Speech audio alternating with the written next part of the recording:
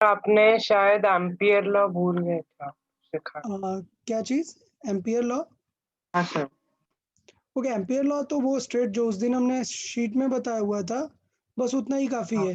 Ampere law आपके syllabus में नहीं है, मैंने देखा, कोई भी डिटेल भी नहीं है उसका, तो उसका कोई रिक्वायरमेंट नहीं है एम्पियर लॉ को हमें कंसिडर करने का। सिर्फ उसमें जो मैंने बताया था कि वो जो पूछता है बी डॉट डी एल का इंटीग्रल, वो जो हमने वहाँ पर देखा हुआ था कि mu naught into total current कितना इनसाइड है, वही। तो सिर्फ उतना ही काफ़ी है। रेस्ट जो भी एम्पियर लॉ से रिलेटेड है वो हम क्लास 12th पे ही सीखेंगे direct. Okay. Okay sir, yes. हाँ, चले तो आज नया टॉपिक स्टार्ट कर लेते हैं हम। लाइट स्टार्ट करना था हमें। ओके, सो लाइट में आज फर्स्ट लेक्चर है लाइट में, तो थोड़ा सा पहले डिस्कशन कर लेते हैं यार लाइट के बारे में, थोड़ा डिटेल्ड स्टडी कर लेते हैं। बाय द वे आपने क्लास 8th में लाइट के बारे में पढ़ा होता है, मोस्ट ऑफ द स्टूडेंट ने क्लास 8th में, ठीक है। बट हम थोड़ा सा भी डीप डिस्कस करते हैं एग्जैक्टली लाइट है क्या, क्या चीज़ हमें पढ़ना है और उसके क्या क्या पॉसिबिलिटीज हो सकते हैं, ठीक। तो हमें पूरा डिटेल्ड पार्ट देखना है। तो चैप्टर का नेम लाइट है, हम क्लास 10th में इसे लाइट से कंसिडर करते हैं। बट अगर हम देखें कि फिजिक्स में लाइट से रिलेटेड जो भी स्टडी होती है, वो फिजिक्स की ब्रांच है, वो जिसे हम क्या ऑप्टिक्स। बोलते हैं, ऑप्टिक्स, ऑप्टिक्स। ठीक है।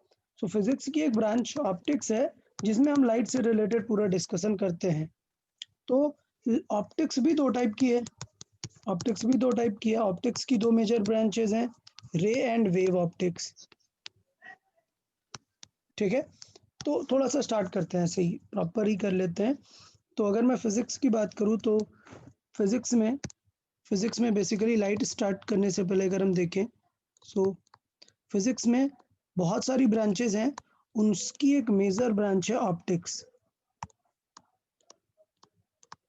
अच्छा, ऑप्टिक्स में हमें जो मेन डिस्कस करना है that is study of light, light के different possibilities, different phenomenas of light हमें डिस्कस करनी है। ऑप्टिक्स में भी ऑप्टिक्स की बहुत सारी ब्रांचेस हैं, उनमें से एक ब्रांच होती है ray optics.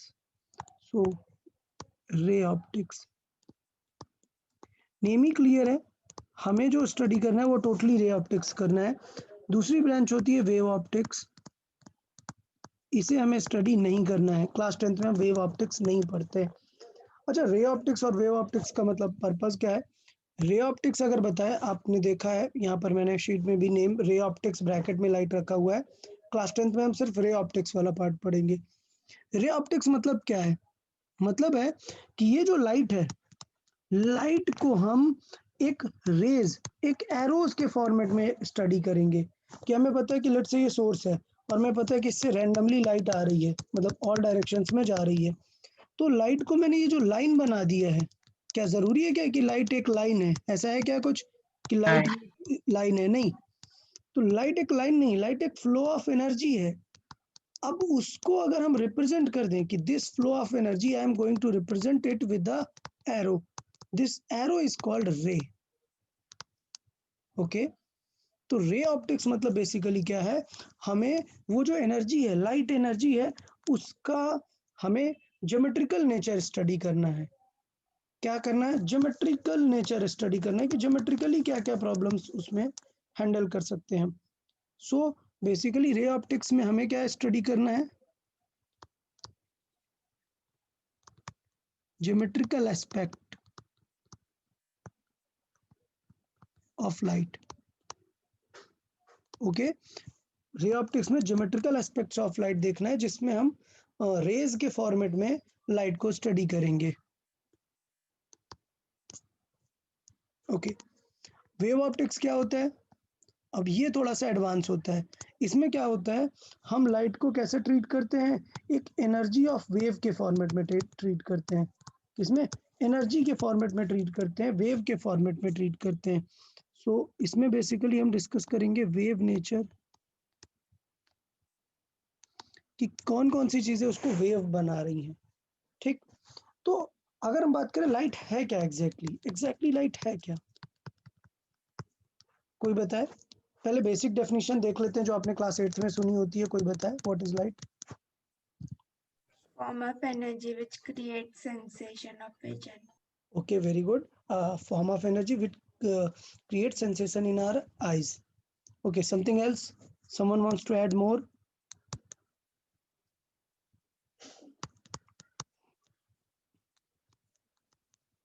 Okay. Same. Hmm? The same form of energy. Okay same form of energy, ठीक है, ठीक है, कोई उसमें गलत नहीं है, एकदम सही है, बिल्कुल परफेक्ट है। बट हम थोड़ा सा उसमें इम्प्रोवाइज करते हैं, चीज़ों को और ऐड करने का ट्राई करते हैं जिससे आप और चीज़ें समझ सकें। जैसे अगर मैं बात करूँ लाइट, तो मुझे पता है कि it is a form of energy, but कौन सा एनर्जी, किस टाइप का एनर्जी है, वो भी हम अगर स्पेसिफाई करें तो और अच्छा होगा। तो हम ये लिखते हैं, it is a Sir, it is a form of electromagnetic radiation. exactly, good, it is a form of energy, form of energy, it is a form of energy in terms of electromagnetic radiation.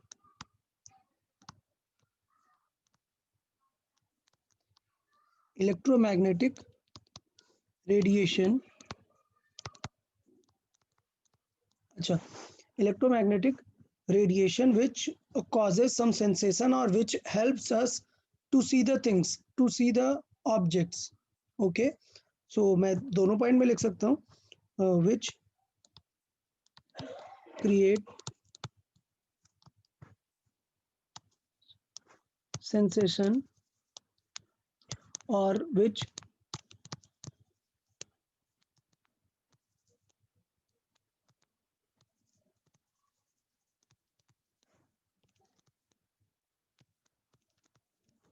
creates sensation on our eyes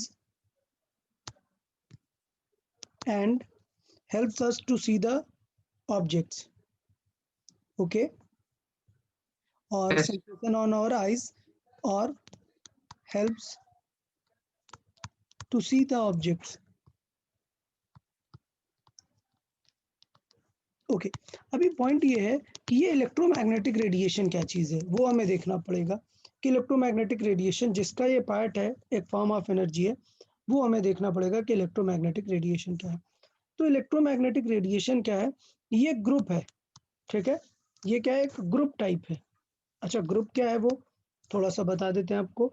suppose जैसे आपने बात की कि colours, आपने बात की कि आपको कलर्स के बारे में पता है, ठीक है, आपको कलर्स के बारे में पता है, तो आपने बोले डिफरेंट टाइप के कलर्स हो सकते हैं, रेंज क्या हो सकती है, ब्लैक से लेके वाइट तक, और बीच में सारे वैरायटी ऑफ कलर्स आ सकते हैं, ठीक है। तो सिचुएशन, इसका मतलब ये हुआ कि ये ग्रुप ऑफ कलर्स हो जाएगा ना, तो इस ग्रुप ऑफ कलर को हम क्या बोल देते हैं, बैंड, बैंड। और इस बैंड का एक अच्छा सा वर्ड यूज करते हैं बैंड के लिए, स्पेक्ट्रम, ठीक है।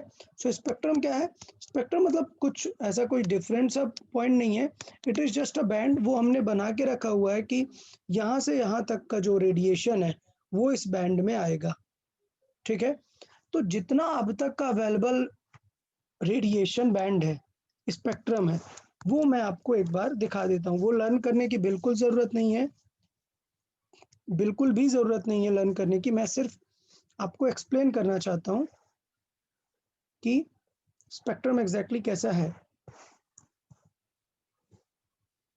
अच्छा, ये अभी तक का नोन स्पेक्ट्रम है, इसका मतलब ये नहीं कि क्या यही पॉसिबल है, नहीं, बिल्कुल बहुत सारे केसेस हो सकते हैं, लेकिन अभी तक जितने नोन है उनका ये स्पेक्ट्रम है, ठीक सर है। यानी इससे ज्यादा भी हो सकते हैं, कम इससे भी ज़्यादा कम बिल्कुल पॉसिबल है, बट अभी तक अवेलेबल नहीं है। मतलब हम रेडिएशन कहाँ से देखते हैं, सन से, मतलब सन क्या, स्टार्स बोलूंगा मैं, stars and different galaxies, okay.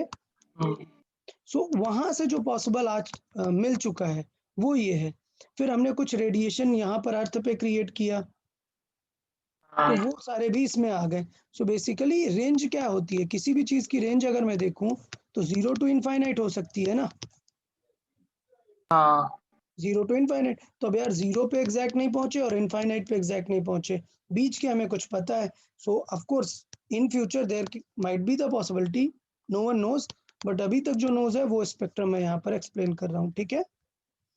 तो ये जो हाँ। मैंने यहाँ पर बनाया हुआ है that is called electromagnetic spectrum.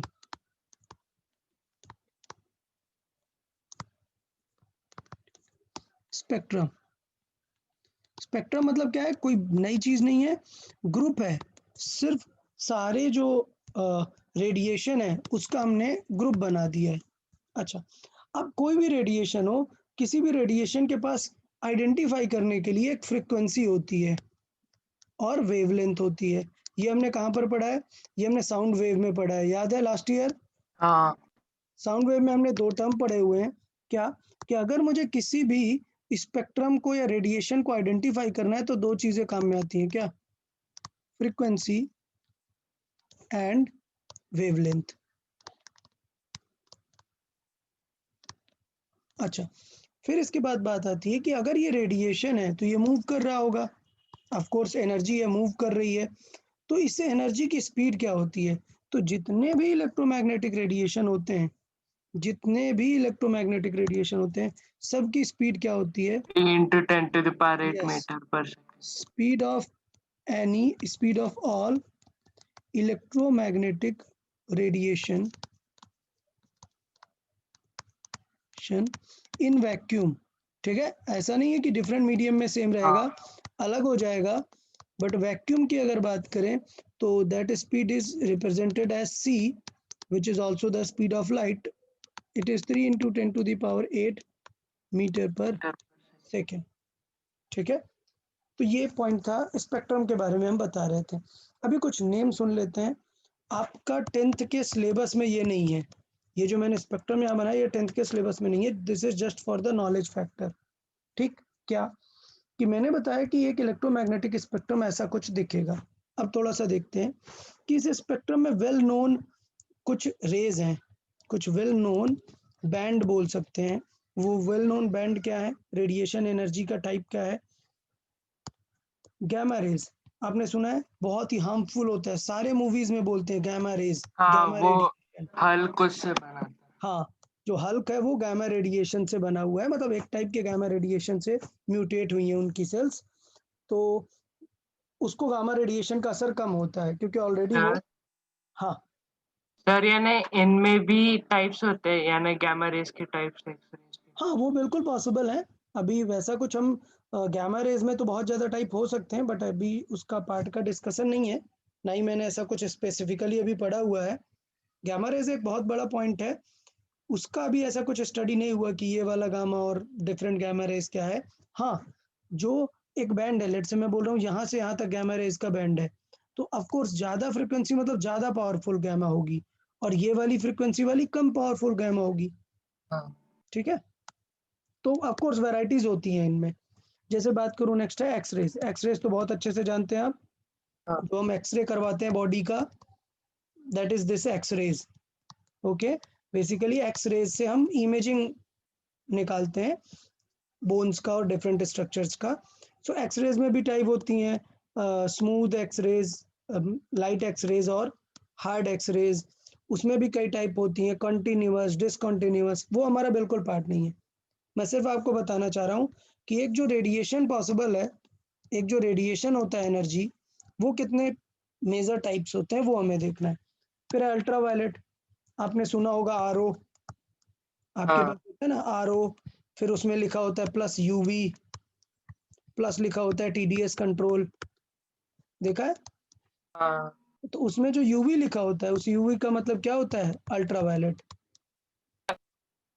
तो अल्ट्रावायलेट रेज बेसिकली काम आती हैं डिसइंफेक्टेंट के फॉर्मेट में, मतलब अगर वाटर में कुछ डिसइंफेक्टेंट है तो उसको यूवी रेज से पास करा देते हैं। सो एक टाइप से सैनिटाइजर का काम करने लग जाता है ये यूवी रेज, ठीक। ऑफ कोर्स हाई एनर्जी वाली यूवी रेज हमारे लिए हार्मफुल हो जाएंगी, हमारे स्किन के लिए, क्लियर।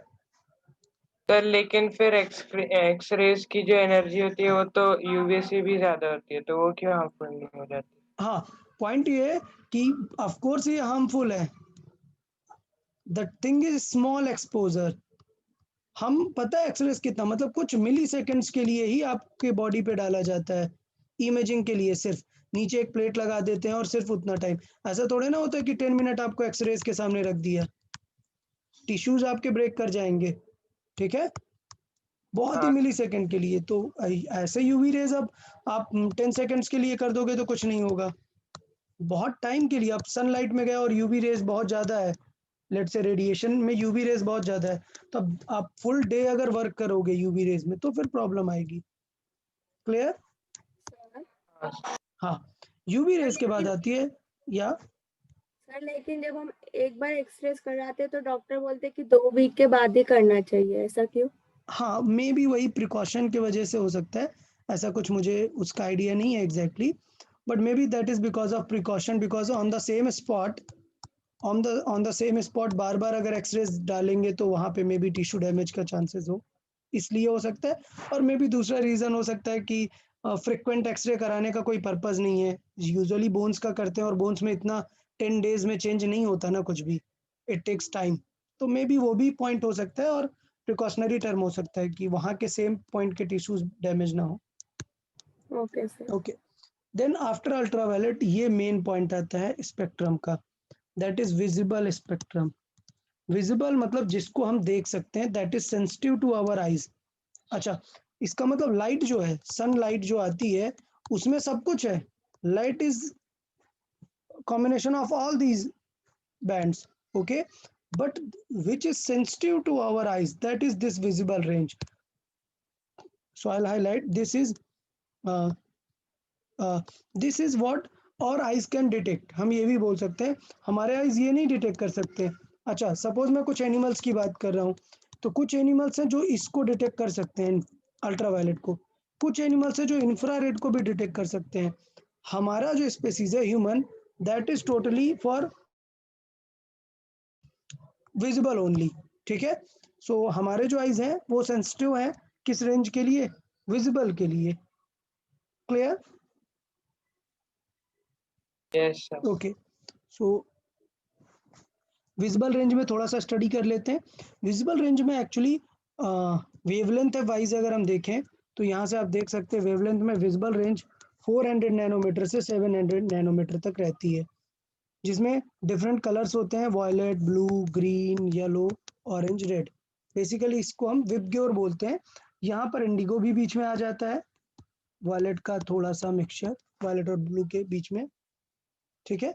सो बेसिकली विबग्योर का पूरा पैटर्न मिलता है। तो ये बेसिकली क्या है, एक विजिबल स्पेक्ट्रम है, स्पेक्ट्रम का एक बैंड है, क्या है, विजिबल रेंज, और ये विजिबल रेंज में आती है। तो जो हमें ऑब्जेक्ट को दिखने में काम आती है ना, जो सेंसेशन टू आवर आईज होती है, sensitive for our eyes, that is visible range, okay, so it is sensitive to our eyes.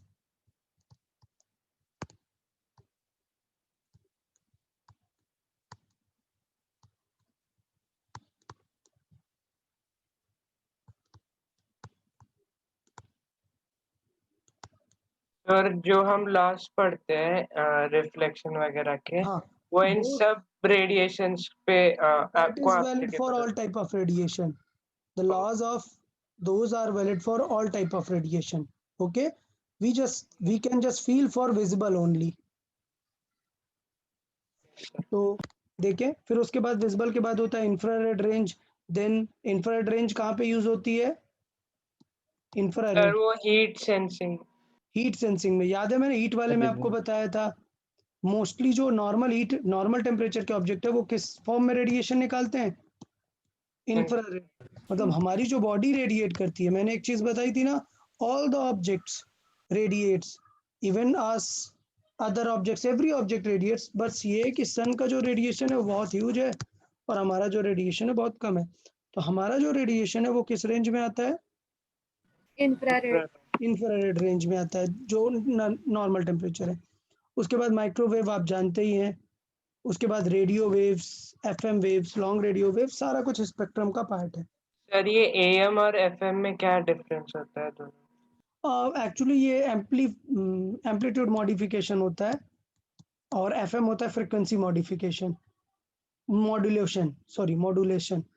सो उसमें बेसिकली ये है कि हमें डिफरेंट वेव पे अपना एक सिग्नल भेजना है ना, तो सपोज एक वेव ऑलरेडी ऐसे जा रही है और इसमें मुझे अपना सिग्नल डालना है, तो दो चीज़ें, मैं इसका एम्पलीट्यूड बढ़ा सकता हूँ अपना सिग्नल लगाने के लिए, या फिर इसकी फ्रीक्वेंसी बढ़ा सकता हूँ। फ्रीक्वेंसी मतलब फास्ट जाएगा, ठीक है। खैर वो उतना पार्ट नहीं है हमारा, FM AM ये सब जरूरत नहीं है हमारे लिए। सिर्फ लाइट का पॉइंट ये है कि इलेक्ट्रोमैग्नेटिक रेडिएशन का पार्ट है, और वो हमें थोड़ा सा समझना था कि इलेक्ट्रोमैग्नेटिक रेडिएशन क्या होता है और हमारे काम का क्या होता है, सिर्फ विजिबल रेंज होती है। Okay yes. अच्छा, अब हमने देखा कि यार रे ऑप्टिक्स भी हो सकती है और वेव भी हो सकती है, तो इस पे बहुत ज़्यादा डिस्कशन हुआ, बहुत डिस्कशन हुआ, और पॉइंट क्या निकल के आया कि जो लाइट है वो डुअल नेचर फॉलो करती है। मतलब पार्टिकुलर वेव नेचर। हाँ, आपने एक एक्सपेरिमेंट किया और आपने प्रूव किया कि आपका एक्सपेरिमेंट करेक्ट है, ठीक है। दूसरे ने भी एक्सपेरिमेंट किया और उसने भी प्रूव किया कि यार उसका एक्सपेरिमेंट भी करेक्ट है। तो अब किसी का एक्सपेरिमेंट रॉन्ग नहीं है, तो वहां से कंक्लूजन है कि यार दोनों के अगर एक्सपेरिमेंट सही है, इसका मतलब लाइट कैसा नेचर फॉलो करती है? Dual nature. हाँ, डुअल नेचर फॉलो करती है लाइट। ओके, तो उस पर डिफरेंट डिफरेंट थ्योरीज दी हुई हैं और उसके अकॉर्डिंग वहाँ पर बात किया हुआ है।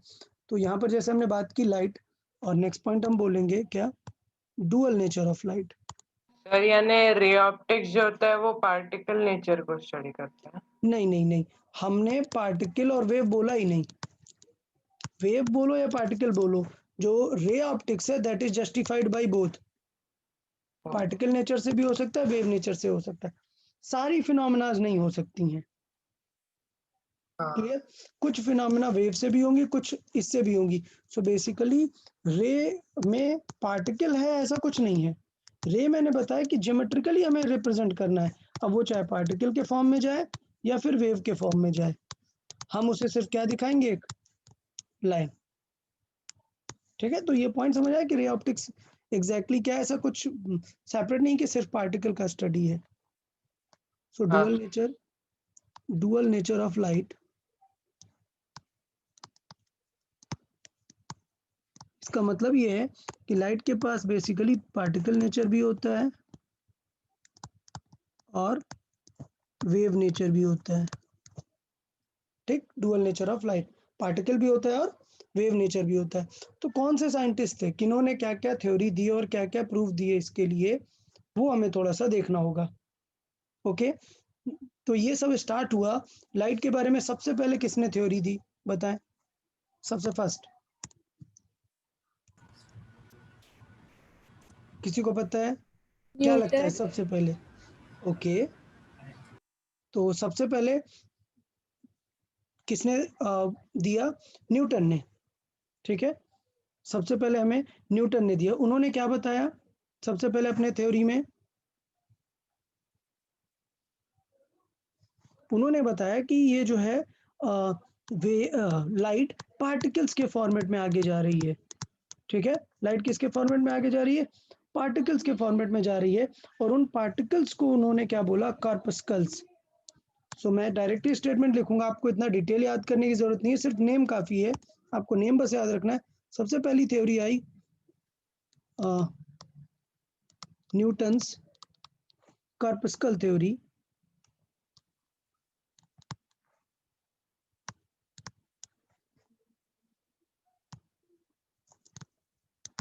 और ये किस चीज को बता रही थी? ये बता रही थी पार्टिकल नेचर को। क्लियर?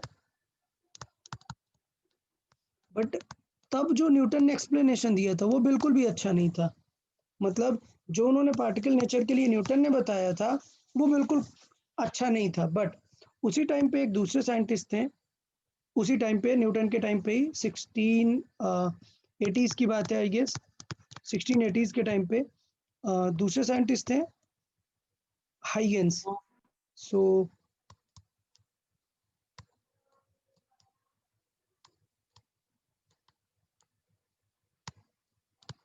हाइगेंस वेव थ्योरी, ठीक है। तो हाइगेंस जो वेव थ्योरी है वो किस नेचर को बता रहा था? लाइट के वेव नेचर को। बट दोनों सेम टाइम पे आई थी नियरली, लेकिन लोगों ने किसको ज्यादा कंसिडर किया? पार्टिकल को। क्यों? क्योंकि वो किसने दी थी? न्यूटन ने दी थी। न्यूटन। तो सर न्यूटन की जो है वो रेस्पेक्ट उस समय इतनी ज़्यादा थी कि लोगों ने कार्पस्कल थ्योरी को ही बहुत मेन माना, बट जैसे हम आगे जाते गए पता चलता गया कि कार्पस्कल थ्योरी थी वो काफ़ी, मतलब उसमें काफ़ी सारी चीज़ें गलत थी, बहुत सारी चीज़ें उसमें रॉन्ग थी। बट ये पॉइंट है कि पार्टिकल नेचर तो होता ही है। तो थर्ड इसमें साइंटिस्ट का जो कंट्रीब्यूशन था वो थे थॉमस यंग। थॉमस यंग, और इन्होंने एक एक्सपेरिमेंट किया जिसको हम बोलते हैं डबल स्लिट एक्सपेरिमेंट।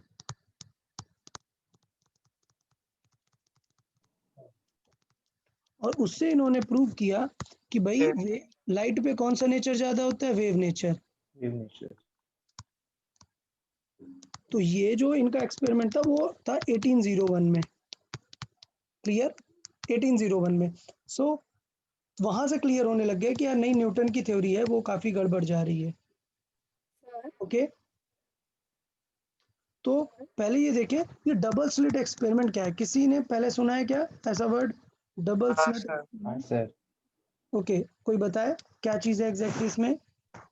सर इसमें एक्चुअली 2 स्लिट्स होते हैं और उसमें से यानी बीम्स को जाने देते हैं, तो फिर और यानी बीम्स पीछे स्ट्राइक होने के बाद कैसे पैटर्न बनते हैं उससे प्रूव होता है कि वो पार्टिकल है या वेव। हाँ, और उधर ओके, सर कोई तो ऐसे फिर डिवाइस भी prove होता लगाते है, हैं जो हाँ डिटेक्ट करे कि पार्टिकल का कौन से स्लिट में से जाता है। हाँ exactly. So basically double slit experiment से उसने ये प्रूव किया था कि वो एज अ वेव हम प्रूव कर सकते हैं। मतलब अगर आपने पार्टिकल की तरह एज्यूम किया तो आप कभी भी वो पैटर्न प्रूव नहीं कर सकते हो, समझ आया? वो पैटर्न प्रूव करने का एक ही तरीका है, क्या, वेव। वेव नेचर को यूज करके, मतलब वेवलेंथ को यूज करके, लेमडा फ्रीक्वेंसी को यूज करके ही हम प्रूव कर सकते हैं क्या, कि ये जस्टिफाइड है। मतलब क्या किया उन्होंने, एक यहाँ पे सोर्स लिया और यहाँ पे एक स्क्रीन रखी जिसमें 2 होल कर दिए जिन्हें स्लिट्स बोला, और लाइट जब यहाँ से जा रही थी तो यहाँ पर देखा तो काफी पैटर्न्स आपको देखने को मिल रहे थे।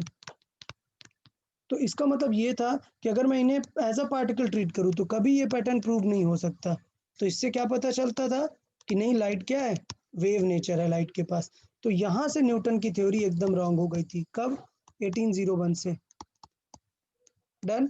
जब इन्होंने किसकी हेल्प ली थी, हाइगेंस की वेव थ्योरी की हेल्प ली थी प्रूव करने के लिए। डन। तो यहाँ से जो है क्लियर हो गया था कि नहीं, वेव नेचर है। उसके बाद फोर्थ आए थे मैक्सवेल। मैक्सवेल का नाम सुना हुआ है? हाँ मतलब क्रिकेटर की बात नहीं कर रहे हैं, मैक्सवेल, ठीक है। मैक्सवेल, जेम्स मैक्सवेल थे। तो इन्होंने क्या दिया, इन्होंने आपको प्रपोज किया ईएम वेव स्पेक्ट्रम। तो ये जो आपने यहाँ पे पढ़ा है ये किसने डिटेक्ट किया पूरा, ये फ्रीक्वेंसीज की रेंज, मैक्सवेल ने। तो समझ रहे हो इनका कंट्रीब्यूशन कितना ज्यादा है। इन्होंने बताया क्या, ईएम वेव, ईएम मतलब electromagnetic wave, EM wave spectrum, ये इन्होंने दिया, electromagnetic spectrum, EM wave. Okay, तो ये तो ऑफ कोर्स ये तो स्ट्रिक्टली किस चीज को बता रहे हैं, सीधा वेव नेचर को। ये कब हुआ, ये 1860s के आसपास। ये सीधा किसको बता रहे थे, वेव नेचर को। क्लियर? तो बेसिकली न्यूटन के अगेंस्ट चलने लग गए सब लोग। न्यूटन ने बताया पार्टिकल नेचर, और पार्टिकल नेचर को फिर किसी ने जस्टिफाई नहीं किया, और सारे लोग किस पे जाने लग गए, वेव नेचर पर। और मैक्सवेल ने तो एकदम मतलब परफेक्ट कर दिया कि लाइट क्या है, एक वेव है। इलेक्ट्रोमैग्नेटिक वेव स्पेक्ट्रम देके उन्होंने ये प्रूव कर दिया। फिर फिफ्थ, सर या सर मैक्सवेल ने कैसे प्रूफ किया, मतलब क्या एक्सपेरिमेंट किया उन्होंने? उन्होंने रेडिएशन को रीड किया था एक्चुअली। जो ये रेडिएशन आता है किसी भी ऑब्जेक्ट का, मतलब थर्मल रेडिएशन, सपोज सन से एक रेडिएशन आ रहा है, उसको स्टडी किया था कि उसमें क्या क्या वेवलेंथ है। ओके उससे बताया उन्होंने कि यार ये तो पूरा वेव नेचर को ही फॉलो कर रहा है। सर वो ब्लैक बॉडी एक्सपेरिमेंट इनका था। नहीं नहीं, ब्लैक बॉडी एक्सपेरिमेंट इनका नहीं था, वो किरचॉफ था। मतलब बहुत सारे साइंटिस्ट का कंट्रीब्यूशन है। एट द एंड इन्होंने, मतलब मैक्सवेल का कंट्रीब्यूशन सबसे ज्यादा है, ये शो करने में कि ये एक इलेक्ट्रोमैग्नेटिक रेडिएशन है। बेसिकली मैक्सवेल ने ये रिलेट किया कि हमने इलेक्ट्रिक नेचर पढ़ा है करंट के बारे में, फिर मैग्नेट पढ़ा है, इन्होंने रिलेट किया कि कैसे इलेक्ट्रिक फील्ड और मैग्नेटिक फील्ड रिलेटेड है और मिलके दोनों क्या बनाती हैं, ईएम वेव। Right. तो मतलब बेसिकली इन्होंने प्रूव किया कि एक जो लाइट होती है उसमें इलेक्ट्रिक नेचर भी होता है और मैग्नेटिक नेचर भी होता है। चलो मैं एक फिगर के थ्रू आप लोग को दिखा देता हूँ कि इन्होंने क्या प्रूव किया। फाइनली इन्होंने ये दिखाया क्या कि जो एक रेडिएशन होता है वो इस तरीके से मूव होता है। कैसे? ये है एक्चुअली लाइट वेव जो मैं एरो से दिखा रहा हूँ यहाँ पर। ये एरो क्या बना रही है, flow of energy. Flow of energy मतलब मैं बोलूंगा डायरेक्शन ऑफ इलेक्ट्रोमैग्नेटिक रेडिएशन। ये वो डायरेक्शन है जो हमारी लाइट वेव फील करने वाली है। डन। उसमें इसने बताया कि देखो ये वेव के फॉर्मेट में इलेक्ट्रिक फील्ड चल रही है। तो आप इस फिगर में देख सकते हैं कि ये क्या है, इलेक्ट्रिक फील्ड जो रेड कलर से है। इलेक्ट्रिक फील्ड इस तरह से वेरी करती है किसमें, हमारे Light. इलेक्ट्रोमैग्नेटिक स्पेक्ट्रम में। और यहाँ पर उसके परपेंडिकुलर डायरेक्शन में कौन मूव करती है। जैसे अगर मैं इसे एक्स बोलूँ इसे वाई बोलूँ तो इसे क्या बोलूंगा, जेड एक्सिस। Yeah. ठीक है। सो यहाँ पर कौन मूव करता है, यहाँ पर मूव करता है मैग्नेटिक फील्ड। ओके। तो इस तरीके से ईएम वेव को उसने एक्सप्लेन किया मैक्सवेल ने। तो ये बहुत ही डिटेल्ड स्टडी थी, इसलिए मतलब सबसे परफेक्ट अभी तक है। ठीक। तो यहाँ तक ओके था। सब लोगों ने बताया कि भाई न्यूटन भाई क्या थे, गलत थे और ये लोग सब सही थे। फिर एंट्री होती है, ये नियरली 1860s की बात है, 1861 की। फिर एंट्री होती है 1905 में। पता है 1905 में? Einstein. यस। तो किनकी एंट्री होती है सर, ये आइंस्टाइन। सो 1905 में आइंस्टाइन एंट्री मारते हैं और वो क्या बताते हैं,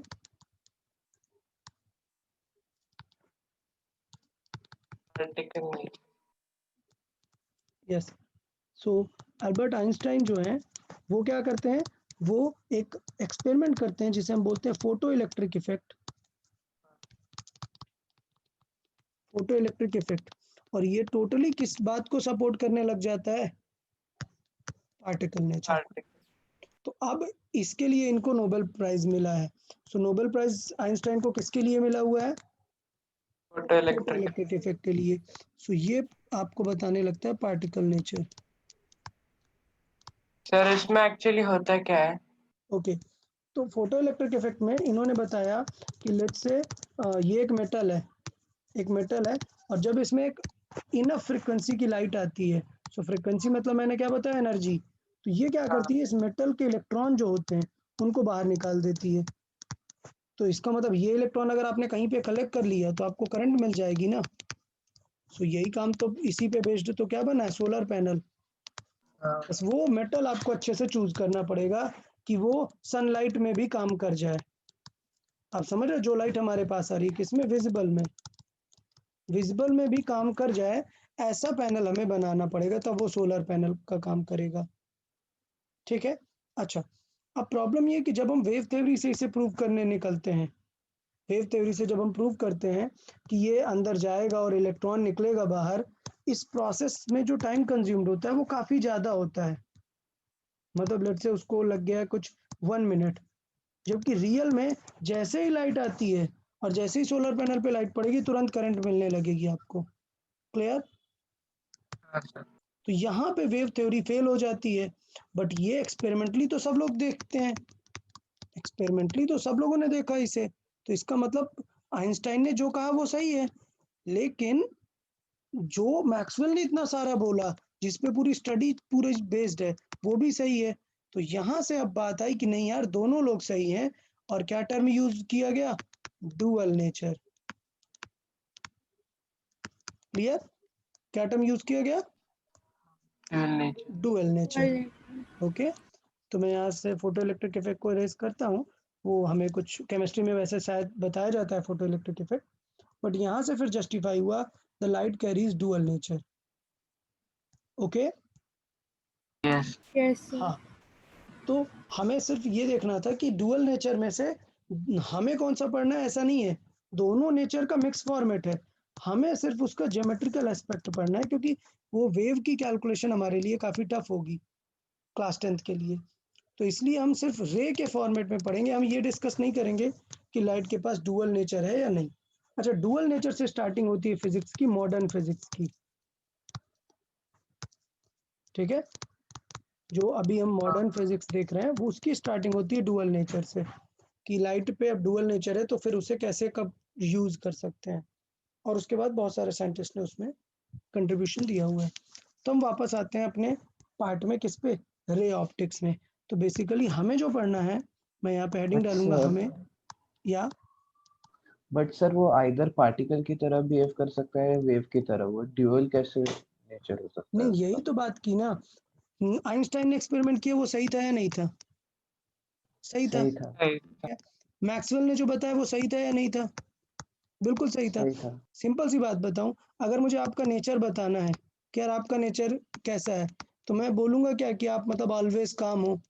मैं ये भी तो बोल सकता हूँ कि आप एंग्री हो। किस पे डिपेंड करेगा?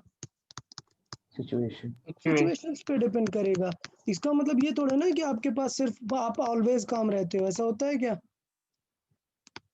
ऑलवेज काम नहीं होता। So this is dual nature. इसका मतलब ये थोड़ा ना है कि मैं बोल दूंगा कि आप ऑलवेज एंग्री हो, नहीं, it will depend upon the situation. So these scientist, they created different type of situations. So Einstein created some sort of situation in which he proved कि नहीं ठीक है पार्टिकल भी है। They created some situation जिसमें wave भी follow हो रहा है। So basically it means it has a dual nature. That's it. Human में तो बहुत सारे नेचर्स हैं। I have just given an example. Okay yes sir. Okay yes sir. Okay, let's come to the part which will be studying in class 10th। Class 10th में हम study करेंगे सिर्फ क्या, रे ऑप्टिक्स। रे ऑप्टिक्स को ही basically हम सिर्फ बोलेंगे light. तो लाइट हम ऐसा पूरा लाइट नहीं पढ़ रहे हैं, हम लाइट का सिर्फ कौन सा पार्ट पढ़ रहे हैं, रे ऑप्टिक्स, जिसमें हम रेज के फॉर्मेट में लिखेंगे। तो रे ऑप्टिक्स की सबसे पहली बात, हमें कुछ चीजें सीख लेनी चाहिए अभी। क्या?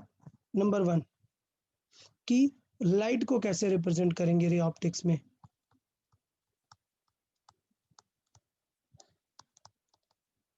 रिप्रेजेंटिंग द लाइट, तो लाइट को रिप्रेजेंट करेंगे like an arrow, like an arrow. कैसे? ये हो गई एक एरो, जिसमें से एरो में ये डायरेक्शन है, ये हेड है, ये हेड किस चीज को बताएगा, ये बताएगा direction of light. Direction. This is direction of light. Okay, तो बेसिकली रे ऑप्टिक्स में हम लाइट को कैसे ट्रीट करेंगे, like an arrow.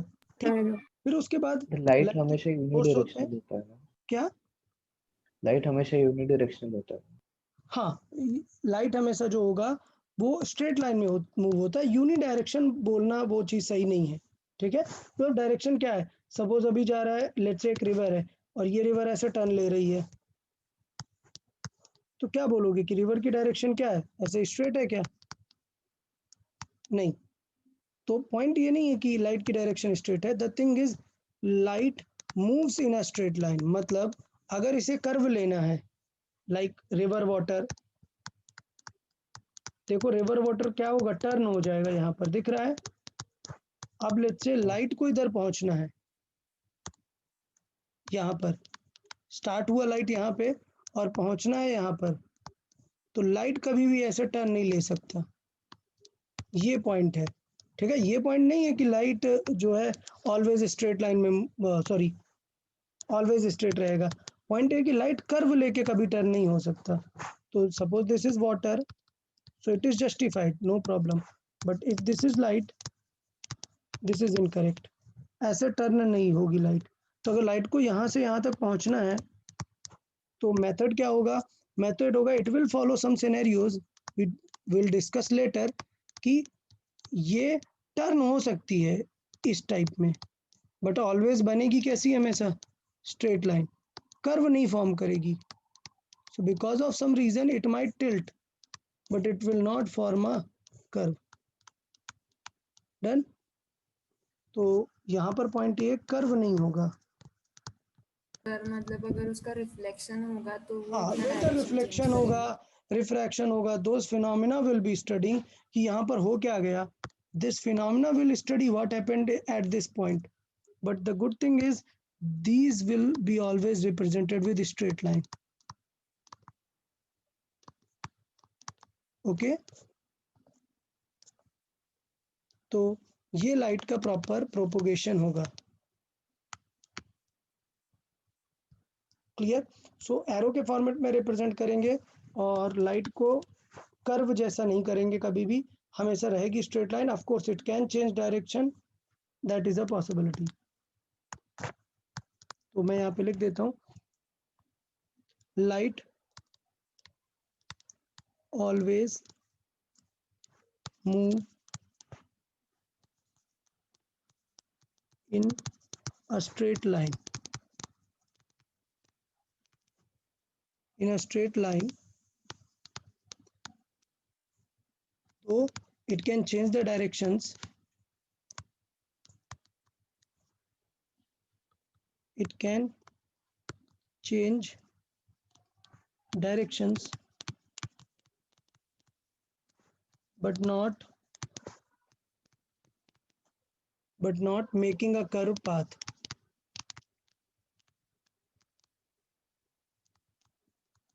Curve path नहीं रहेगा, बाकी कुछ भी सिचुएशन हो सकती है.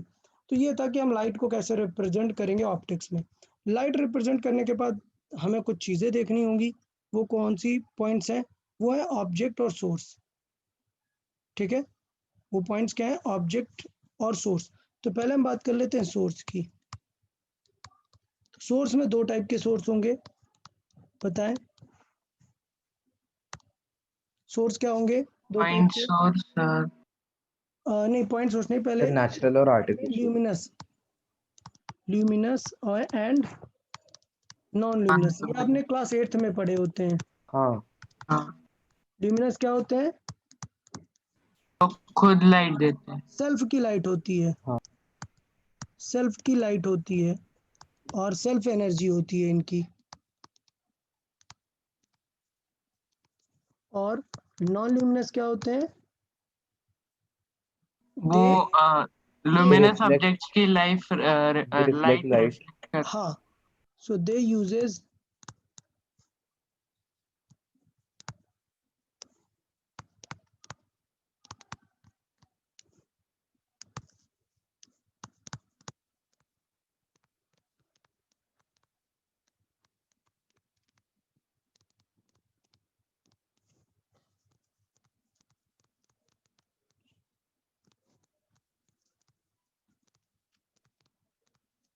ओके. अच्छा, तो ये तो हमने क्लास 8th में पढ़ा था. क्लास 8 में आपने पढ़ा था ल्यूमिनस नॉन ल्यूमिनस. ओके. हाँ. हम जो यहाँ पर पढ़ेंगे बेसिकली वो हम क्या यूज करेंगे? दो डिफरेंट टर्म यूज करेंगे. सोर्स मतलब हम दो तरीके से उसे देखेंगे. क्लियर.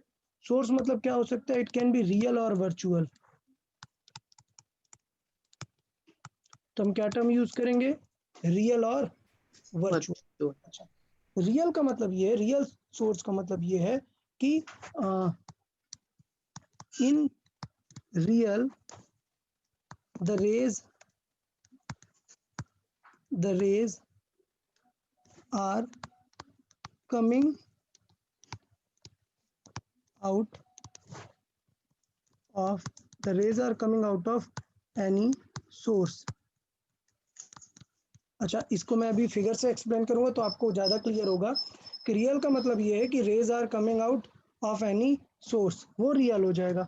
वर्चुअल मतलब है कि प्रोजेक्शन हमें फील करना पड़ेगा. रियल में हम देख नहीं सकते कि rays are coming from which point. So the point of जैसे मिरर में होता है वो. yeah, the point of origin of source is not fixed. Fixed mean clear,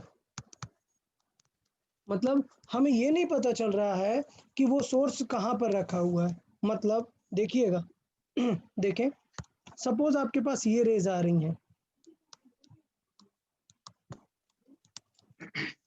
ये इनकमिंग रेज है, ये क्या है, इनकमिंग रेज। अब बताओ, क्या आप आइडेंटिफाई कर सकते हो कि ये रेज कहाँ से आ रही होंगी? कि इस पे सोर्स फील कर सकते हो क्या कि कैसा सोर्स है? नहीं नहीं फील कर सर। सकते। नहीं। लेकिन अगर मैं रेज ऐसे बता दूं, incoming rays are like this, यहाँ पे हम ऑब्जर्वर हैं, okay They are from a common source. Okay, ये हम ऑब्जर्वर हैं। तो बताओ इस क्वेश्चन में क्या हो रहा है, सेकंड पार्ट में आइडेंटिफाई हो रहा है ना? हाँ। तो इसका मतलब इस टाइप के सोर्स को हम क्या बोलेंगे कॉन्वर्जेंट ना? सोर्स को क्या बोलेंगे? ये Real source. Real source. Real source. तो this is actually real source. Sir first one को हम ऐसे बोल सकते हैं कि वो इन्फिनिटी से आ रहे हैं। हाँ इन्फिनिटी से है, हमें पता नहीं है तो यार इन्फिनिटी सॉल्व करना तो टफ होगा ना, मतलब ऐसे बोलना कि यार वो कहाँ से आया है तो ये टफ होगा। इसके जगह हम बोल सकते हैं कि व्हाट आर द चांसेस कि ये कहाँ पे ऐसा लग रहा है आते हुए, ऐसा कुछ लग रहा है ना, बट क्या ये पॉसिबल है? मतलब ऐसा कुछ नहीं।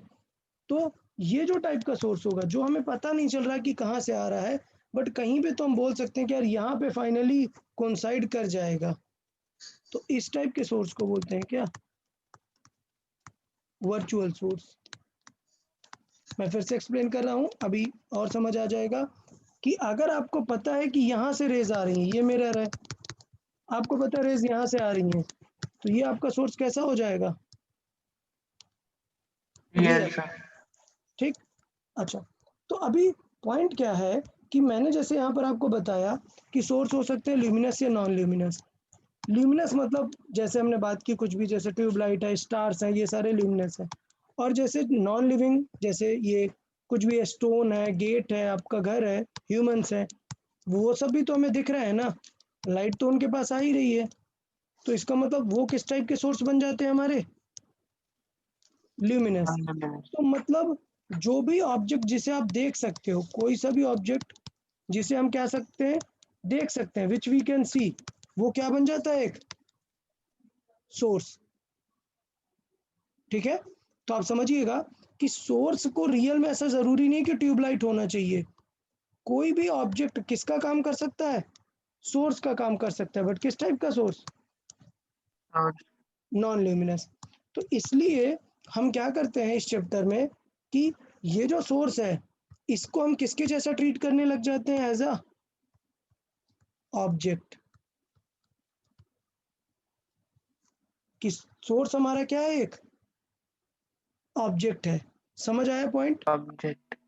हाँ, तो basically yes real sir. Object, हाँ रियल ऑब्जेक्ट जिससे आप रेज बाहर आ रही हैं, और वर्चुअल ऑब्जेक्ट जिस पे रेज वापस से कोइंसाइड हो रही हैं। क्लियर? तो ये दो फॉर्मेट में हम Yes. किनको देखेंगे? ऑब्जेक्ट्स को इस तरीके से हम देखेंगे। तो अब बेसिकली डिफाइन कैसे करेंगे? अब अगर ऑब्जेक्ट बोले तो ऑब्जेक्ट एक टाइप का क्या है? सोर्स है। तो मैं यहाँ पर लिख देता हूँ कि यार हमारा इस चैप्टर में ऑब्जेक्ट का मतलब क्या है। इट कैन बी ल्यूमिनस और नॉन ल्यूमिनस। ठीक। सो बेसिकली ऑब्जेक्ट क्या है हमारा? द सोर्स ऑफ लाइट,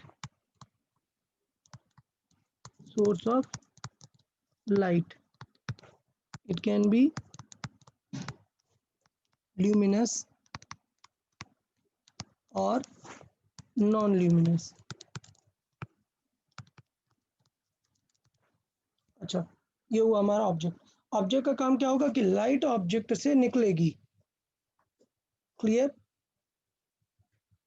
हाँ। ऑब्जेक्ट मतलब ये कि ये लाइट रेज देगा, ये क्या है? सोर्स है। ठीक। तो हम एक नया टर्म डिफाइन करते हैं which is called image. Class 8 में आपने सुना होगा इमेज क्या है? इमेज नेम से ही क्लियर है, इस ऑब्जेक्ट का सिमिलर जो फॉर्म होगा, बिल्कुल जैसे ये ऑब्जेक्ट लाइट निकाल रहा है, अगर वैसी ही लाइट कोई और निकालने लग जाए तो क्या वो ऑब्जेक्ट बन गया क्या? नहीं, उसका एक कॉपी बन गया, और उस कॉपी को हम क्या बोलते हैं? इमेज। इमेज। मतलब मैं ये कहना चाहता हूँ कि ये एक ऑब्जेक्ट है, ये लाइट दे रहा है, अगर कोई दूसरा आकर ऐसी लाइट देने लग जाए तो वो उसकी एक कॉपी बन जाएगा ना, and what we call that copy? Image. तो ऐसा होगा कैसे, ऐसा पॉसिबल कैसे कि जैसी लाइट ये दे रहा है वैसी लाइट कोई और दे? अब ये लाइट एक बार निकल गई तो पॉसिबल ही नहीं ना कि कोई ऐसी लाइट दे पाए। तो कब पॉसिबल है? हम अगर इसे टिल्ट कर दें वापस, हम यहाँ पर कोई एक ऐसा ऑब्जेक्ट लगा ले जो कुछ भी फिनोमेना कर दे, लेट से रिफ्लेक्शन कर दे, और लाइट रिफ्लेक्ट हो जाए, तो इधर पे जो पर्सन होगा उसे तो लगेगा कि लाइट रिफ्लेक्ट होके यहाँ से आ रही है ना, कहीं से, इस पॉइंट से। तो बेसिकली ये तो रियल वाला है, ये क्या है? ऑब्जेक्ट है, इससे तो लाइट इसके पास आ ही रही है, लेकिन जब ये इस स्क्रीन में देखेगा तो इसे लगेगा कि लाइट कहाँ से आ रही है? इस वाले ऑब्जेक्ट से आ रही है। ठीक है, तो इस वाले ऑब्जेक्ट को हम क्या बोलेंगे? उसका इमेज इमेज। का कॉपी रखा हुआ है। तो बेटा इमेज फील हुआ है या नहीं कि इमेज है क्या चीज? ज्योमेट्रिकली हम देखें तो हाँ जो सर। काम ये ऑब्जेक्ट कर सकता है, किसी और पर्सन को फील आएगा कि वही काम कोई और कर रहा है, बट वो तब पॉसिबल है जब रेज डायरेक्ट इसके पास नहीं पहुंचे। डायरेक्ट पहुंच गई तो यही ऑब्जेक्ट फील आएगा ना। रेज कैसे पहुंचनी चाहिए? कहीं पे कुछ इस तरीके से रिफ्लेक्शन के बाद अगर रेज इसके पास पहुंची तो इसे तो ये नहीं पता चलेगा ना कि ये रिफ्लेक्शन हो रहा है, इसे लगेगा ये रेज कहाँ से आ रही हैं? यहाँ से आ रही हैं।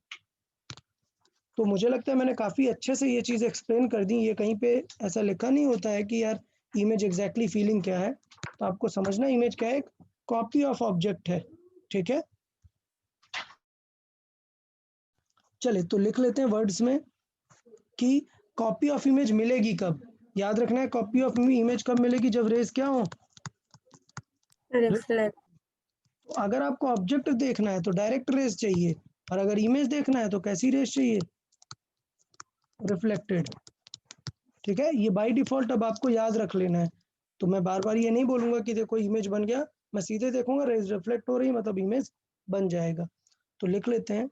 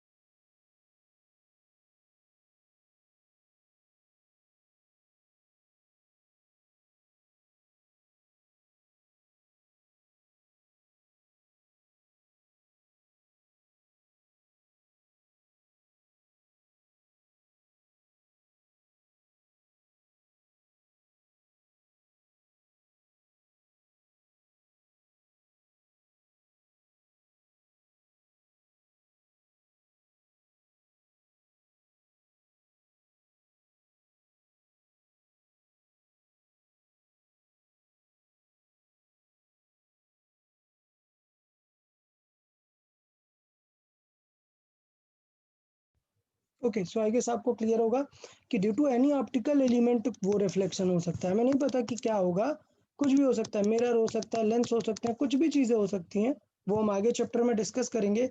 बट ये याद रखना है कि रिफ्लेक्शन के बाद रेज अगर कहीं पे कोइंसाइड कर रही हैं तो वो किसकी फीलिंग देगा हमें?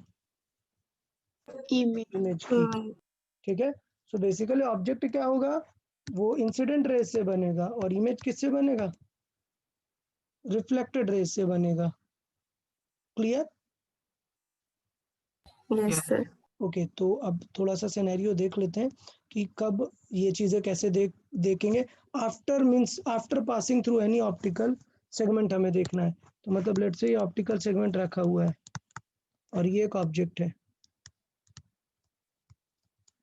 ठीक है, तो ये ऑब्जेक्ट से रेज गई, लेट्स से ऐसे रेज गई और रिफ्लेक्ट हो रही हैं, ऐसे रैंडमली रिफ्लेक्ट हो रही हैं लेट्स से। बताओ क्या ये रेज मिलने के चांसेस हैं? अगर ऐसे ये रेज बाहर की तरफ जा रही हैं तो कोई चांस नहीं है कि ये रेज वापस कभी मिलेंगी क्या? नहीं। नहीं। ओके, बट अगर मैं इनको देखूं कि यार ये कहाँ से आ रही हैं, इनको थोड़ा सा ऐसे प्रोजेक्ट करके चेक करूं तो क्या चेक होगा कि it will feel like they are coming from a this point. हाँ basically the rays they are not intersecting in real में इंटरसेक्ट कर रही हैं क्या? नहीं. It feels like they will be intersecting at this point. अगर ये नहीं होता तो इसका मतलब इस टाइप के ऑब्जेक्ट को क्या बोलते हैं? Virtual image. ये इमेज है बट रियल में इंटरसेक्ट हो रहा है क्या? नहीं. तो इसलिए इस टर्म का नेम हो जाता है वर्चुअल इमेज. और दूसरा देख लेते हैं. ये मान लो ये कुछ है, ऑप्टिकल एलिमेंट है, ये कुछ ऑप्टिकल एलिमेंट है. अब एक और बना देते हैं सिनेरियो कि लेट से रेज आ रही हैं, ऐसे रैंडमली रेज आ रही हैं. ठीक, थोड़ा ऐसे बना लेते हैं, ऐसे रैंडम रेज आ रही हैं. तो अभी क्या सिचुएशन होगी? अभी अगर मैं इनका रिफ्लेक्शन देखूंगा रेज का तो ये रेज ऐसे बेंट होके ऐसे जाएगी, ये रेज ऐसे बेंट होके. अभी हम इनके सब रूल पढ़ेंगे कि कैसे क्या होगा, बट अभी देखो रिफ्लेक्टेड रेज रियल में इंटरसेक्ट कर रही हैं, intersecting in real, intersecting in real. तो इसका मतलब ये किस टाइप का इमेज हो जाएगा? Real image. तो जिस तरीके से हमने रियल और वर्चुअल ऑब्जेक्ट पढ़े हैं वैसे ही क्या बन जाते हैं? रियल और वर्चुअल इमेज. अगर रियल में इंटरसेक्ट कर रही है रेस तो रियल इमेज होगा. अगर इंटरसेक्ट नहीं कर रही है और फील आ रहा है कि they might be intersecting at this point तो उस टाइप के इमेज को क्या बोलेंगे? वर्चुअल. डन.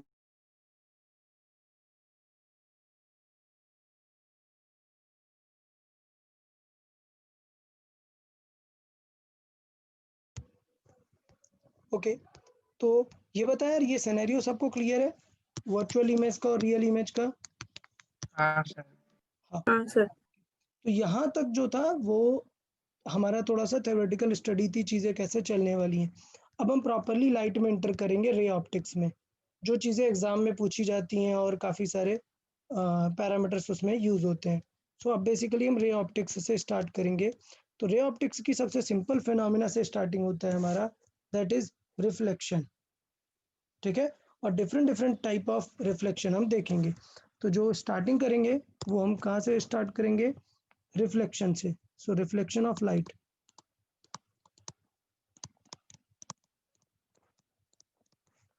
ओके, ऑलरेडी आप लोगों ने पढ़ रखा हुआ है कि रिफ्लेक्शन ऑफ लाइट के लिए there are some laws for the reflection of light. There are some laws for the reflection of light. तो वो कैसे होगा वो देख लेते हैं. So there are some basic laws. देखें,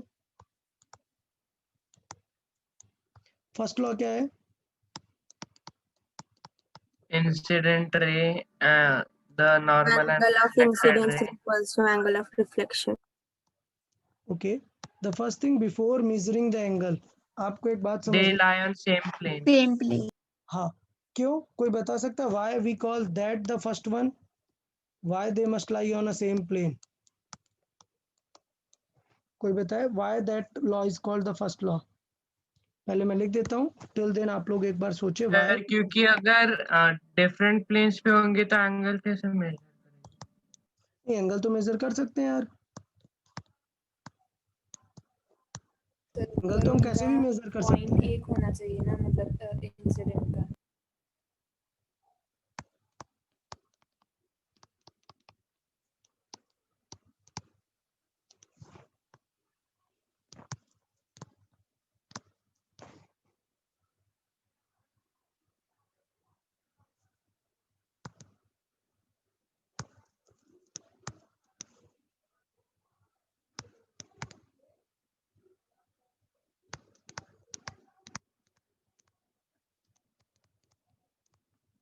ओके, देखिए यार क्यों ऐसा होता है, क्यों इसे फर्स्ट लॉ बोलते हैं. देखिए सपोज मैं 3D में एक प्लेन बनाता हूँ, आप समझे, आप ये समझ रहे हैं ये प्लेन कैसा है, इनटू द प्लेन गया हुआ है, ये हमारी मेन लाइन है ये, और ये कहाँ गया है, इनटू द प्लेन गया हुआ है, मतलब ये z एक्सिस है। तो देखिएगा कुछ ऐसा है प्लेन, ये x, ये y, और ये इनटू द प्लेन गया हुआ है, मतलब -z है। समझ आया प्लेन कैसा है? हाँ अच्छा, अब लेट से लाइट यहाँ पर एंटर की, इसका मतलब जब लाइट इस प्लेन में एंटर करेगी तो ऐसे रैंडमली हर तरफ जाएगी ना, ठीक है। अब अगर एक पॉइंट पे लाइट आएगी तो कहीं पे भी जाएगी ना इससे, तो इसका मतलब अगर आपने एक नॉर्मल बनाया, लेट से आपने एक नॉर्मल बनाया, तो अगर आप देखोगे तो लेट से ये अभी 2D का एंगल है, लेकिन इस वाले नॉर्मल का इसके साथ एंगल अलग होगा ना।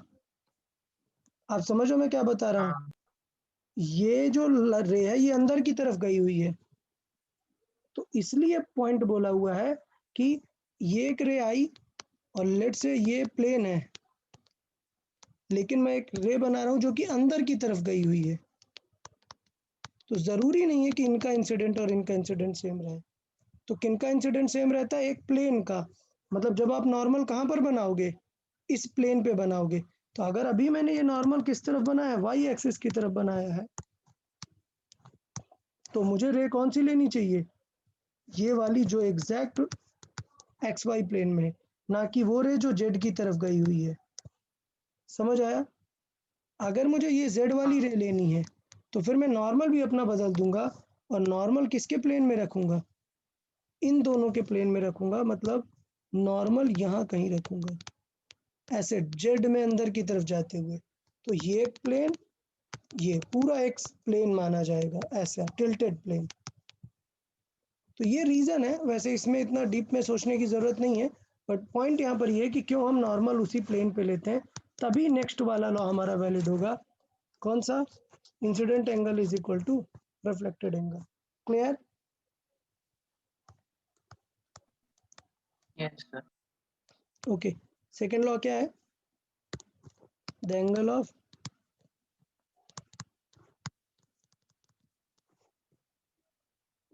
Incidence, Incidence is equal to the angle of reflection. yes, the angle of incidence is equals to the angle of reflection. अच्छा, इसका मतलब ये है कि ये इंसिडेंट एंगल और ये रिफ्लेक्शन एंगल होते क्या है, ये कहाँ से मेजर करते हैं। देखें, सपोज मैंने एक मिरर बना दिया, ये सरफेस है, ये कोई, ये है एक सरफेस, कोई सा भी हो सकता है ये सरफेस, और लेट्स सी ये रे यहाँ पर आई, so this ray will be called incident. Done, ये रे क्या हो जाएगी हमारी, इंसिडेंट रे। अच्छा, फिर हम बनाएंगे एक नॉर्मल, सो लेट से हमने बना लिया ये नॉर्मल, ये हमारा हो गया नॉर्मल। अब रे रिफ्लेक्ट जो होगी यहाँ पर, उसके लिए लॉ हमने बनाया हुआ है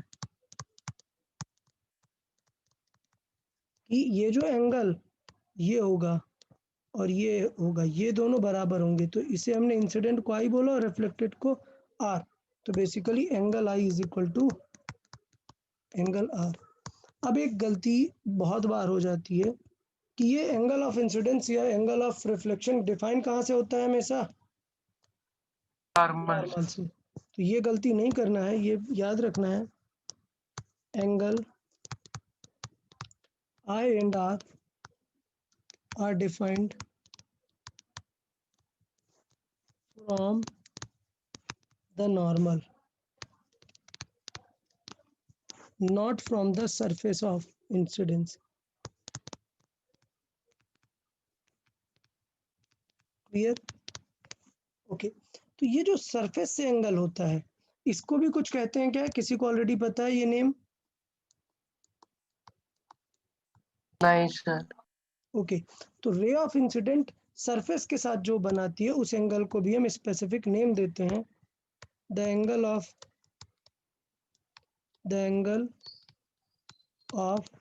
incident ray ray with the surface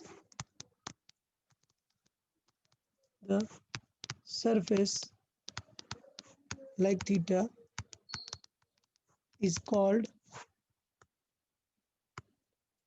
glancing angle. क्या नेम देते हैं? glancing angle. Glancing angle. तो कभी कंफ्यूज सर मत फिर हो और ग्लांसिंग एंगल दे दिया तो कंफ्यूज हो जाओ। अगर ग्लांसिंग दिया है तो 90 से माइनस करके क्या निकालो, पहले इंसिडेंट निकालो, फिर रिफ्लेक्टेड ले लो। ये नॉर्मल मतलब क्या होता है? 90 डिग्री पे होता है नॉर्मल का मतलब। हाँ। ठीक है, तो उसके अकॉर्डिंग हम निकाल सकते हैं। डन। यस ओके,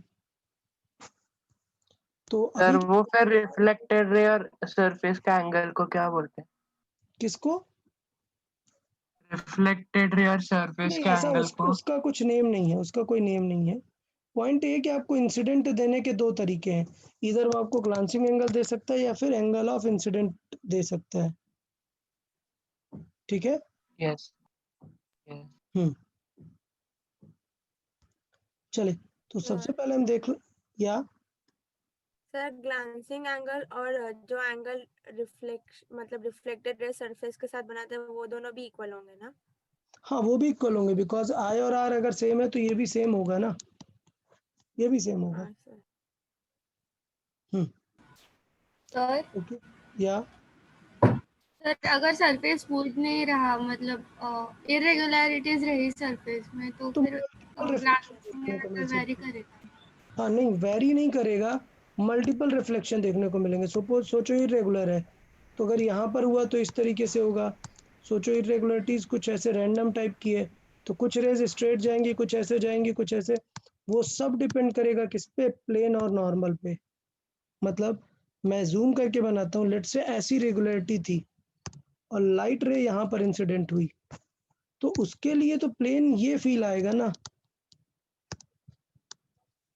तो नॉर्मल कैसा होगा? ये। तो इसका मतलब वो रे कैसे अब अंदर चली जाएगी? ऐसे चली जाएगी। समझ आया?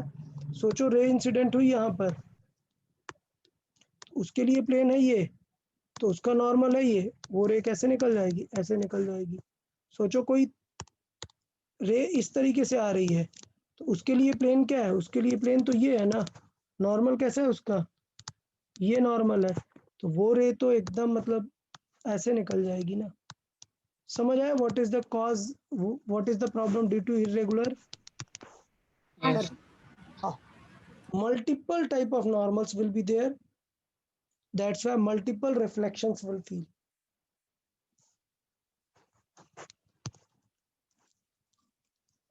ओके, तो पहले बताओ यहाँ पर किसी को कोई डाउट इसमें? यहाँ पर लॉ ऑफ रिफ्लेक्शन में? No sir. ओके, तो नेक्स्ट पॉइंट जो हम देखेंगे that is deviation. Let's see, deviation, और ये आपको काफ़ी आगे काम आने वाला है, बहुत काम आता है। इसको एक लेटर से रिप्रेजेंट करते हैं, डो। आप देख रहे हैं कुछ बुक्स में ये ऐसे बना होता है, तो उतना टेंशन नहीं लेना है कि कैसे बना हुआ है, आप फीलिंग समझे, एस टाइप का ऐसा उल्टा। ओके, ये डेल्टा होता है ना? हाँ डेल्टा, डेल्टा स्मॉल लेटर, जैसे ये ए कैपिटल होता है, ये स्मॉल ए होता है, तो वैसे कैपिटल डेल्टा ऐसे होता है, स्मॉल डेल्टा ऐसे होता है। ठीक है, इसको पूरा डेल्टा नहीं बोलते, यस डो बोलते हैं। देखें डेविएशन क्या होता है। डेविएशन देखिए, डेविएशन बहुत इंपॉर्टेंट है, वर्ड आप समझिएगा कि डेविएशन क्या होता है। It is the angle, it is the angle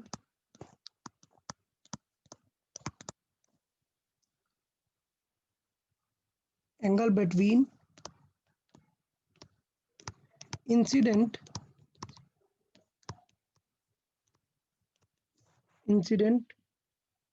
vector, vector का मतलब है डायरेक्शन,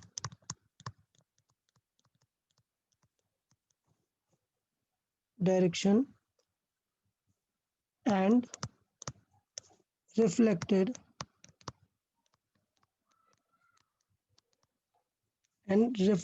वेक्टर। वेक्टर का मतलब क्या है? डायरेक्शन है हमारा। ठीक है, और सर, सिंपल यानी आई प्लस आर। एक मिनट, सिंपल बोले अगर ये, तो ये क्या है, इट इज द सिंपल बोले एंगल, सिंपल अदर वर्ड्स में angle by which the incident ray deviates from its path, और ये I प्लस आर नहीं होगा। देखे क्यों नहीं होगा, फील करते हैं, फीलिंग देखे। मैंने क्या बताया कि it is angle between direction, incident direction and reflected direction. Incident direction क्या है, ये है, रिफ्लेक्टेड डायरेक्शन क्या है, ये है। इन दोनों के बीच का एंगल, ये डेविएशन होगा क्या, नहीं, क्योंकि इंसिडेंट की डायरेक्शन अभी हमने बनाई ही नहीं। सेकंड वाली से और क्लियर होती है situation, angle by which incident ray deviates from its path. तो इंसिडेंट रे का पाथ तो ये था ना, इस मिरर ने प्रॉब्लम क्रिएट कर दी। पहले जाना चाह रही थी रे ऐसे, और उसने कैसे इसे ऐसे डेविएट करा दिया।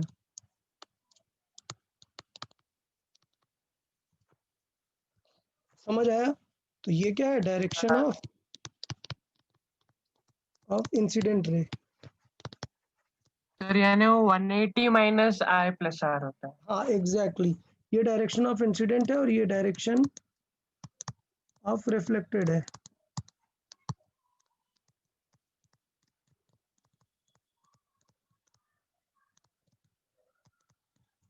तो बेसिकली मैं डायरेक्टली बोल सकता हूँ कि ये आई है, ये आर है, और ये होगा हमारा डो। तो बेसिकली डो कितना हो जाएगा इस केस में, ये हो जाएगा 180 माइनस आई प्लस आर। अच्छी बात यह है कि आपको पता है कि आई और आर क्या होते हैं, equal. Okay, so we know that I is equal to R. तो मतलब बेसिकली आर सॉल्व करने की जरूरत नहीं है, डो हम सीधा क्या लिख सकते हैं, 180 माइनस 2i। क्लियर? हाँ अभी पॉइंट समझ आया, डेविएशन क्या है, क्या पर्पस है, डेविएशन कैसे देख सकते हैं? Yes sir. तो एक सिंगल मिरर में तो आपने डेविएशन देख लिया, हम कुछ बेसिक क्वेश्चंस के थ्रू भी चीज़ों को समझ सकते हैं डेविएशन कैसे निकालना है। मल्टीपल मिरर में कैसे डेविएशन निकालेंगे देखें। लेट्स से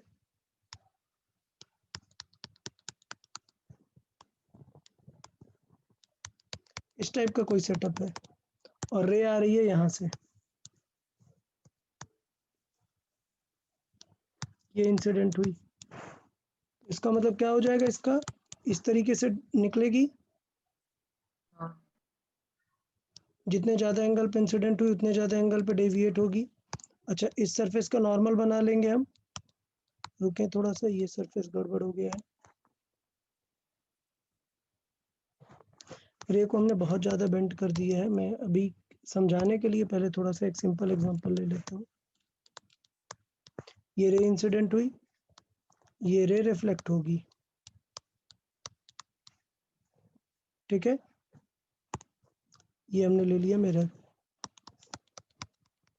तो हमें क्या बनाएंगे, इसका नॉर्मल देखेंगे, ये हुआ नॉर्मल, तो अभी इस एंगल पे ये इसके लिए इंसिडेंट हुई है, तो फाइनल रिफ्लेक्शन क्या होगा, इस एंगल पे होगा। समझ आया? तो अब बताओ डेविएशन क्या होगा, अब के केस में डेविएशन क्या होगा। ये इंसिडेंट है और फाइनली कहाँ जा रही है, ये रिफ्लेक्टेड है,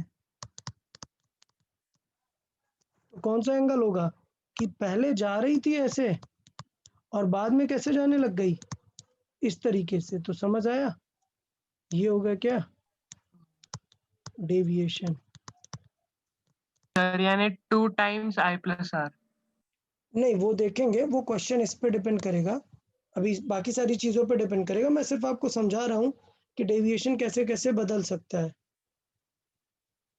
सर लेकिन अगर हम ट्रायंगल की प्रॉपर्टीज वगैरह लगा के देखें आगे तो हम वही देखेंगे, हम सॉल्व करेंगे इस क्वेश्चन को, हम सॉल्व करके निकालेंगे टू मिरर प्रॉब्लम। अभी सिर्फ मैं आपको डेविएशन समझा रहा हूँ, ठीक है।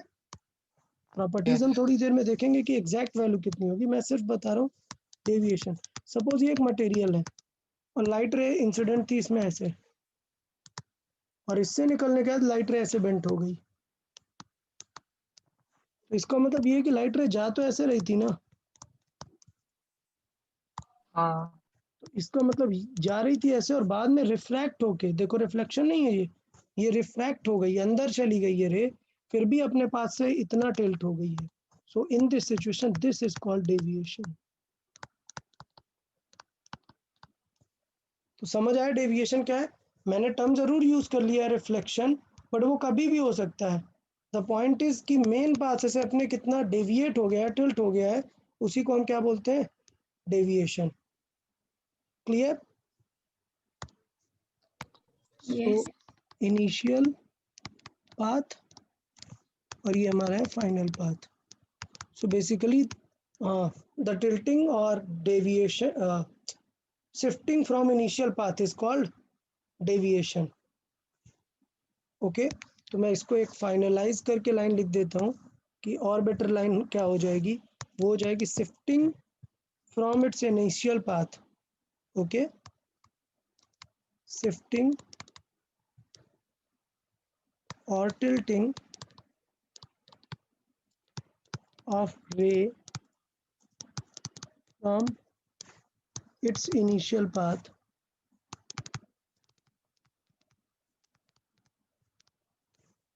is called deviation. कोई प्रॉब्लम किसी को? समझ आया डेविएशन क्या है? Yes sir. ओके अब हम इसको डिफरेंट तरीके से डिफरेंट एंगल पे हम सॉल्व कर लेते हैं।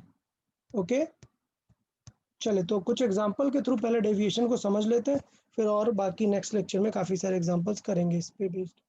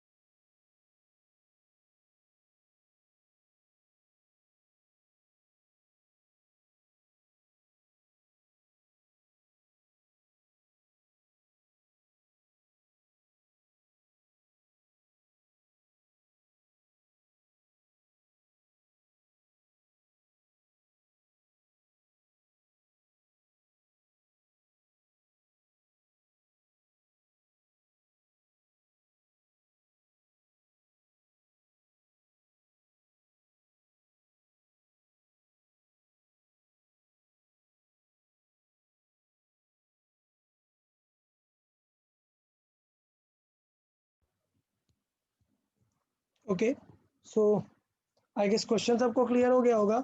इस क्वेश्चन में फिगर आपको नहीं दिया है, ठीक है, सो आपको फिगर बनाना पड़ेगा। तो स्टैंडर्ड फिगर जो मैं बता देता हूँ कैसे बना लेते हैं। ये हमने मिरर बना लिया और हमने बताया कि ये रे इंसिडेंट हुई है, तो पहला चीज़ क्या बनाना पड़ेगा हमें?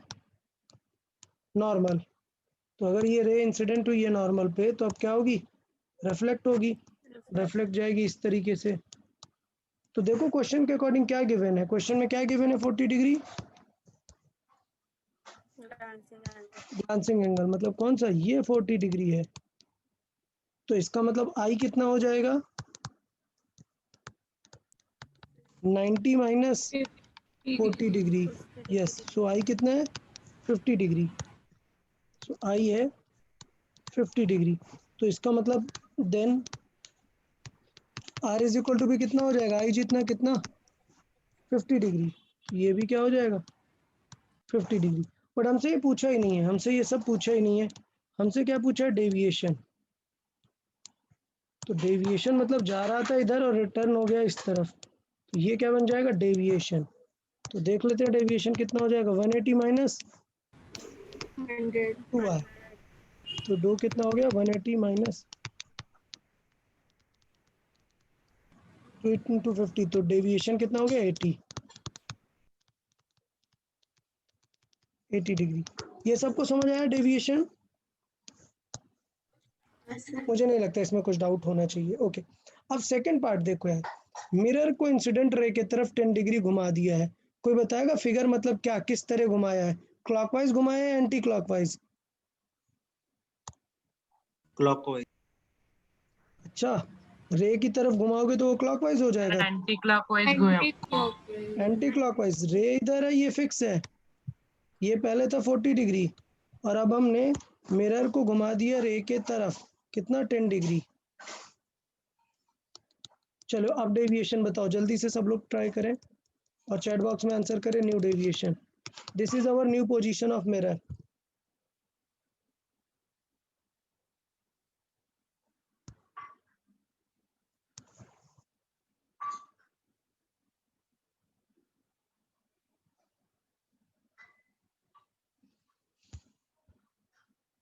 Okay good, Harshvardhan, Prathamesh very good, Jayraj very good.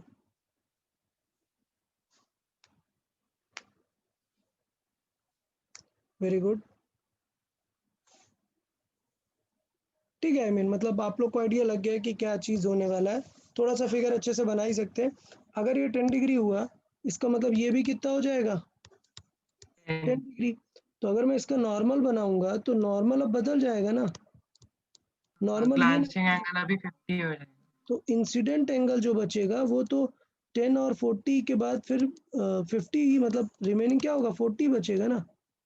तो ये थोड़ा सा यहाँ पे है कि जो इंसिडेंट एंगल होगा देन आई जो होगा वो सिर्फ कितना बचेगा ना, या फिर ग्लांस या डायरेक्ट ही आई लिख देते, आई होगा 90 माइनस 40 प्लस 10 हो जाएगा ना।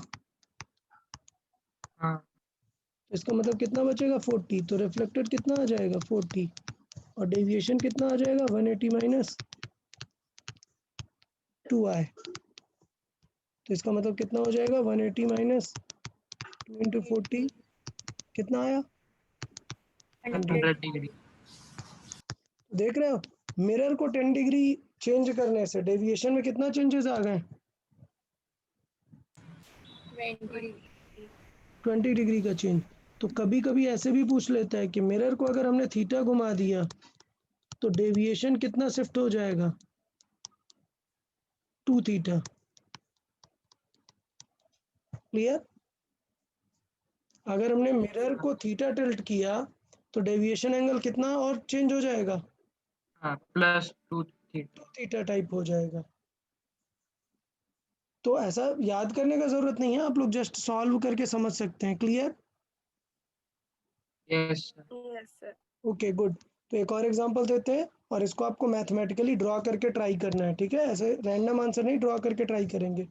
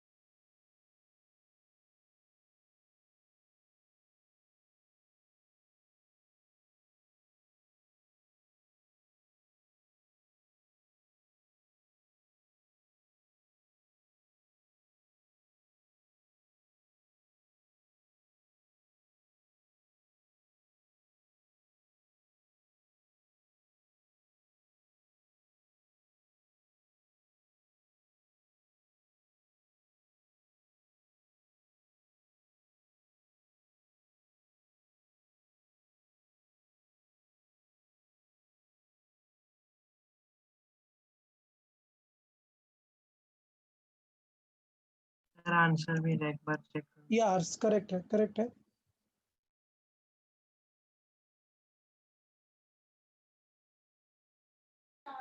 Okay good, Neeral not correct, Prathamesh not correct, only Harshvardhan has got the correct answer. It is all about the geometry. Okay, let me explain. Some of you got the incorrect answer, so let me explain it. It's all about drawing. क्या बताया मैंने? Ray optics, geometry, it's all about geometry. Clear? आपको geometry आनी चाहिए। तो देख लेते हैं यार, अभी तक किसी का answer, only Harsh has got the correct answer. I am asking the total deviation, some of you still missing the point. I am asking for the total deviation. Okay, let me draw it. Okay, देखिए what will happen after the first reflection. See, अगर ये 20 degree पे है तो at what angle it will reflect? 20 degree पक्का for sure। तो ये हो जाएगा 20 degree. This will reflect at 20 degree. कोई डाउट नहीं ना? Okay good. अगर ये 20 डिग्री है तो अब फिर से रिफ्लेक्ट होना है, तो फिर से मुझे एक नॉर्मल ड्रॉ करना पड़ेगा। But the problem is I do not know this angle. अगर मुझे ये एंगल ही नहीं पता तो फिर मैं ये ड्रॉ नहीं कर पाऊंगा ना कि रिफ्लेक्ट कैसे होगी। अगर ये एंगल पता होता तो काम बन जाता, समझ आया? अगर मुझे एंगल पता चल जाए तो मैं रिफ्लेक्शन अच्छे से लगा दूंगा। तो ये एंगल के लिए थोड़ी तो मेहनत करनी पड़ेगी। ये एंगल कितना गिवन है? 60 डिग्री। थोड़ी सी मैथ लगाओ, ये 20 डिग्री है तो ये एंगल कितना होगा? 70 डिग्री। कोई डाउट किसी को? 90 - 20, ये 60 है, ये 70 है, तो ये कितना होगा? 50 ओके, थोड़ा मैं स्टेप लिख देता हूँ, A B C, अदरवाइज आप लोग कंफ्यूज हो जाएंगे बहुत। तो अगर मैं बात करूँ कि मैंने ये कंफर्म कर लिया that angle ABC is how much? 70 degree and angle BAC is 60 degree, then angle ACB कितना हो जाएगा? 180 - 60 + 70 क्लियर? 50। तो ACB आ गया 50। तो 40 डिग्री हो जाएगा एंगल ऑफ रिफ्लेक्शन। या तो फॉर सेकंड मिरर